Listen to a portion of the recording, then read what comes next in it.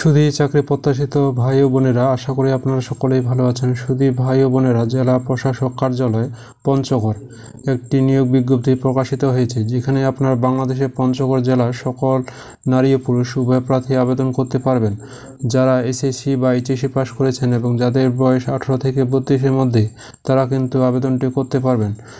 আবেদন শুরু কবে এবং শেষ কবে, আবেদন করতে কি কি প্রয়োজন পড়বে, কিভাবে আবেদনটি করতে হবে, আবেদন করতে কত টাকা খরচ হবে, সব কিছুই কিন্তু আমি এই ভিডিওতে আলোচনা করব। তাই আশা করি সম্পূর্ণ ভিডিওটি মনোযোগ সহকারে দেখবেন। মূল ভিডিও আলোচনা করার পূর্বে ছোট্ট একটা রিকোয়েস্ট থাকবে, আপনারা যারা এখনও জব এক্সাম টিচ ইউটিউব চ্যানেলটি সাবস্ক্রাইব করেন নাই, অবশ্যই আমাদের চ্যানেলটি সাবস্ক্রাইব করে দিবেন। তো চলুন কথা না বাড়িয়ে মূল আলোচনা করা যাক। এখানে জেলা প্রশাসক কার্যালয় পঞ্চগড় যে নিয়োগ বিজ্ঞপ্তি প্রকাশিত হয়েছে, এখানে প্রথম যে পদটি রয়েছে অফিস সহকারী কাম কম্পিউটার মুদ্রাক্ষর, এখানে পদসংখ্যা রয়েছে 7টি।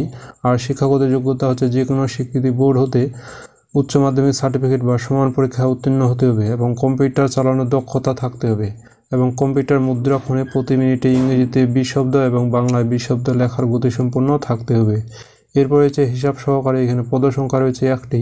আর শিক্ষাগত যোগ্যতা হচ্ছে যে কোনো স্বীকৃতি বোর্ড হতে উচ্চ মাধ্যমিক সার্টিফিকেট বা সমান পরীক্ষা উত্তীর্ণ হতে হবে এবং কম্পিউটার চালানোর দক্ষতা থাকতে হবে।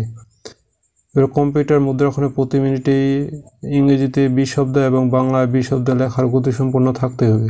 এরপর রয়েছে সার্টিফিকেট সহকারে, এখানে পদসংখ্যা রয়েছে 1টি।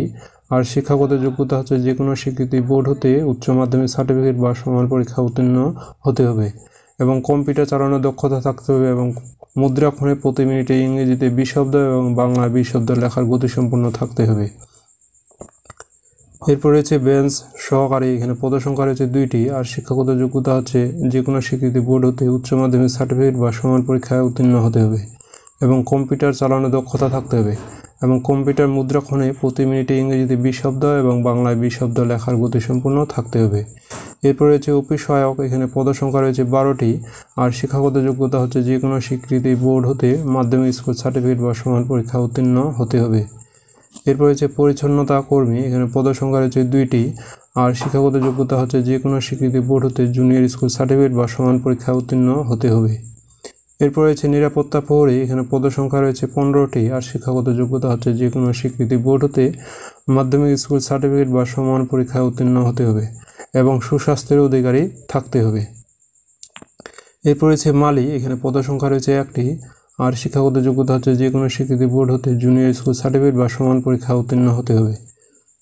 এরপর রয়েছে বেয়ারার, এখানে পদসংখ্যা রয়েছে 3টি। আর শিক্ষাগত যোগ্যতা হচ্ছে যে কোনো স্বীকৃতি বোর্ড হতে মাধ্যমিক স্কুল সার্টিফিকেট বা সমান পরীক্ষা উত্তীর্ণ হতে হবে। এরপর রয়েছে বাপুরচি, এখানে পদসংখ্যা রয়েছে 1টি। আর শিক্ষাগত যোগ্যতা হচ্ছে যে কোনো স্বীকৃতি বোর্ড হতে জুনিয়র স্কুল সার্টিফিকেট বা সমান পরীক্ষায় উত্তীর্ণ হতে হবে এবং রান্নার কাজে ন্যূনতম 5 বছরের বাস্তব অভিজ্ঞতা থাকতে হবে। এরপর রয়েছে সহকারী বাপুরচি, এখানে পদসংখ্যা রয়েছে 1টি। আর শিক্ষাগত যোগ্যতা হচ্ছে যে কোনো স্কুল সার্টিফিকেট যে কোনো স্বীকৃতি বোর্ড হতে জুনিয়র স্কুল সার্টিফিকেট বা সমান পরীক্ষা উত্তীর্ণ হতে হবে এবং রান্নার কাজে ন্যূনতম 5 বছরের বাস্তব অভিজ্ঞতা থাকতে হবে। আর এখানে জেলা প্রশাসক কার্যালয়ে পঞ্চগড় যে সকল প্রার্থী আবেদন করতে পারবেন, প্রার্থীকে অবশ্যই বাংলাদেশের নাগরিক ও পঞ্চগড় জেলায় স্থায়ী বাসিন্দা হতে হবে। একজন প্রার্থী একাধিক পদে আবেদন করতে পারবেন না, অর্থাৎ একটি পদের জন্য একজন প্রার্থী আবেদন করতে পারবেন, যে কোনো একটি পদ আবেদন করতে পারবেন। আর জেলা প্রশাসক কার্যালয়ে পঞ্চগড়, এখানে কিভাবে আবেদনটি করবেন, অর্থাৎ এই ওয়েবসাইটের মাধ্যমে আবেদনটি করতে পারবেন। আর জেলা প্রশাসক কার্যালয়ে আবেদন শুরু কবে এবং শেষ কবে, এখানে আবেদনটি শুরু হবে 17 এপ্রিল 2025 সকাল 10 ঘটিকা হতে এবং শেষ হবে 16 মে 2025 বিকাল 5 ঘটিকা পর্যন্ত আবেদনটি করতে পারবেন। এই আবেদনটি সম্পূর্ণ অনলাইনের মাধ্যমে আবেদনটি করতে হবে। আর এখানে আবেদন ফি বাবদ 1 নং হতে 4 নং পর্যন্ত আবেদন ফি বাবদ 100 টাকা এবং টেলিটক সার্ভিস চার্জ হচ্ছে 12 টাকা, অর্থাৎ 112 টাকা 1 নং হতে 4 নং পর্যন্ত আবেদন ফি জমা দিতে হবে এবং 5 নং হতে 11 নং পর্যন্ত প্রত্যেকটি পদের জন্য আবেদন ফি বাবদ 50 টাকা এবং টেলিটক সার্ভিস চার্জ 6 টাকা, অর্থাৎ 56 টাকা আবেদন ফি বাবদ জমা দিতে হবে।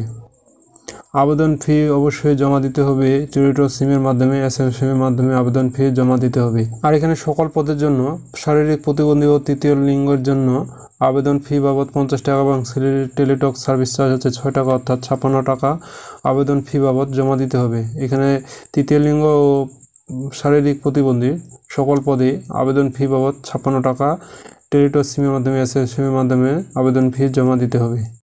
বন্ধুরা, আশা করি আপনারা বুঝতে পেরেছেন। আর আপনাদের যদি কোনো প্রশ্ন থেকে থাকে তাহলে আমাকে কমেন্টস করে জানাবেন। আজকে এ পর্যন্ত। সবাই ভালো থাকুন, সুস্থ থাকুন, জৈবিক জ্যাম টিজের সাথেই থাকুন।